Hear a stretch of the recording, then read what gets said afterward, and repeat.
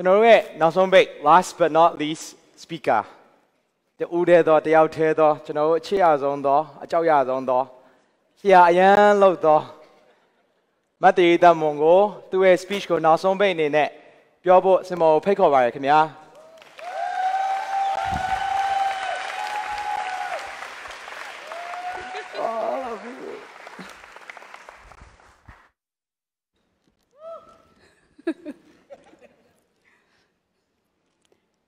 When I was little, I believed, like really believed, that my mother and father were superheroes.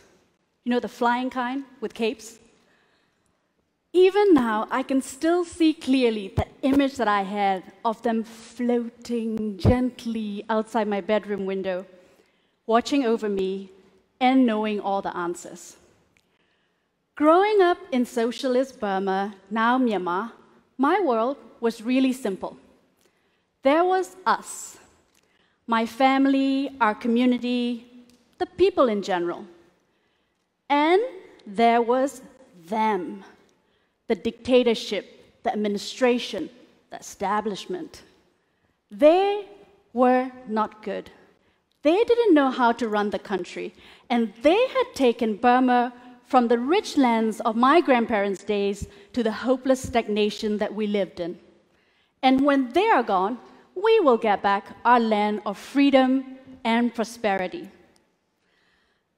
I also believed that outside the walls of my oppressed country, there lived a joyous, free world, a place where justice ruled, things were plentiful, and wise people had all the answers.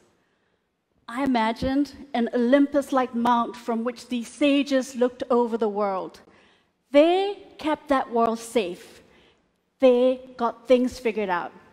I imagined them as wizards, wise women and men holding magic wands and waving them to make everything better. In my late teens, I had the opportunity to break out of the walls of my country to study and work abroad. I was really lucky. I had a great education and fantastic experience in some excellent institutions. But you know what? The word they was still prominent in the vocabulary I heard around me. Let me give you an example.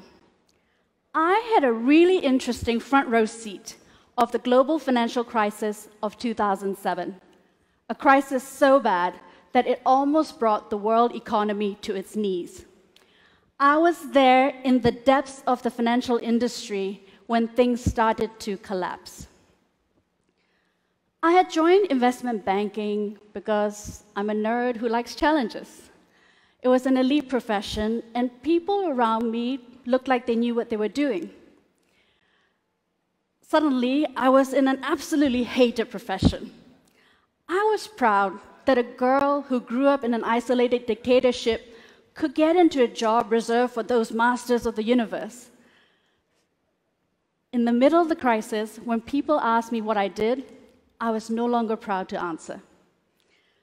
I felt partially responsible because the crisis had started right in the area I was working in, called securitization, with the housing bubble bursting in the US, and followed me to where I moved to, called interest rate derivatives, with the government bond meltdown in Europe. And here's what I heard on the lead up to it. They, the regulators, know how much the system can tolerate. They, the Fed, the ECB, and other central banks, they would never let the world get into trouble. The one really good thing about that experience was that it made me feel better about my home country. You see, I grew up with a narrative that it was just my country that was messed up. The rest of the world had things figured out.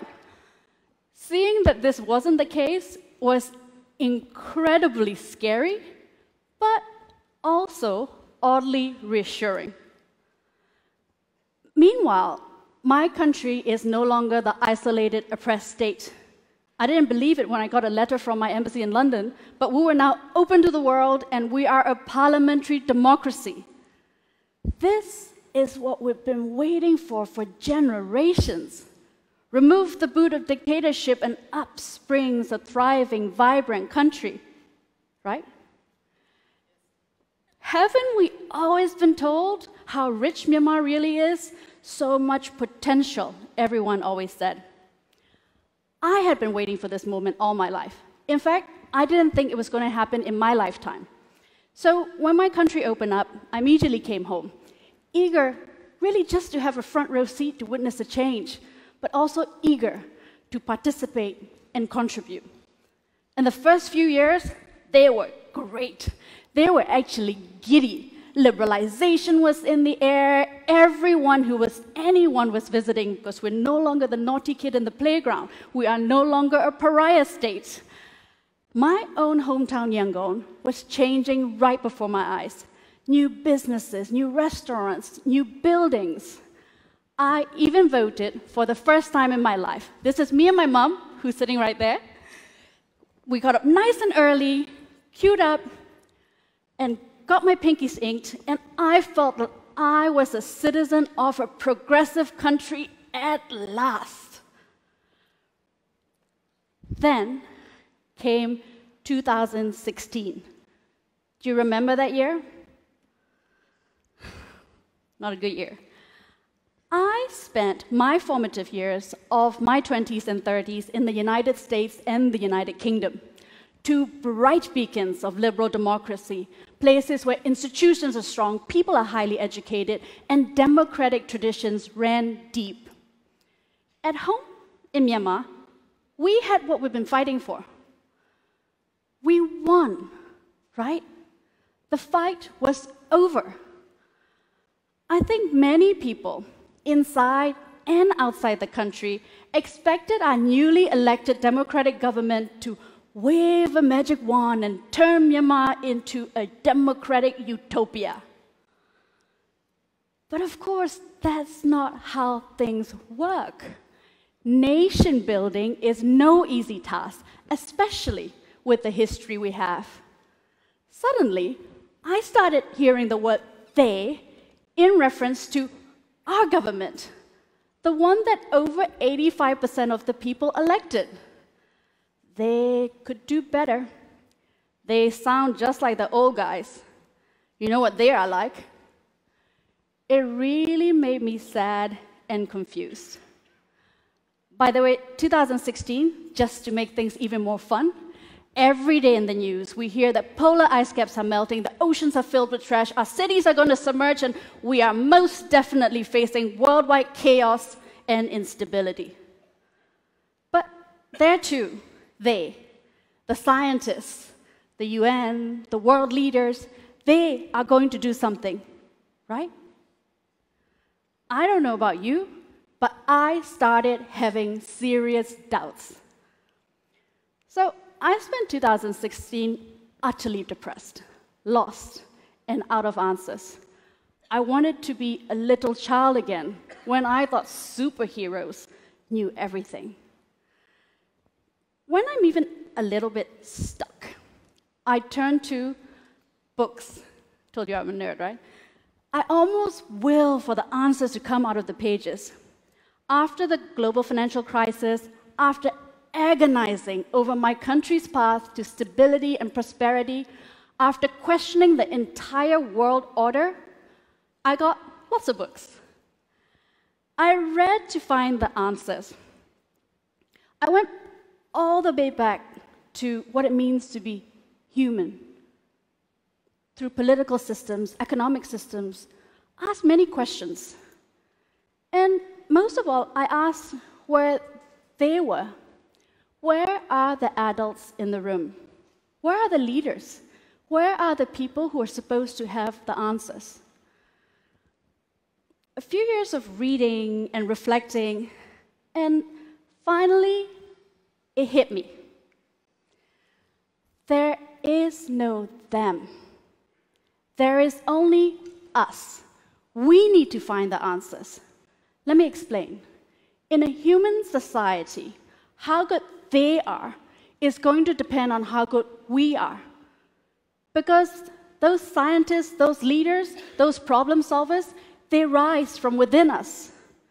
And here in Myanmar, isolated for decades, brainwashed in propaganda, and with a scary and really sad statistic of under 5 years of average schooling, it is not so surprising that they may not yet, be the best of us. Here's another thing. How many of us know someone who's a they? A politician, a military man, a lawmaker, a scientist? How many of us are actually one of them? I was one of them, those greedy bankers. But that's actually the good news. Because each of us can be the adult in the room. Each of us can be the wizard that makes us better.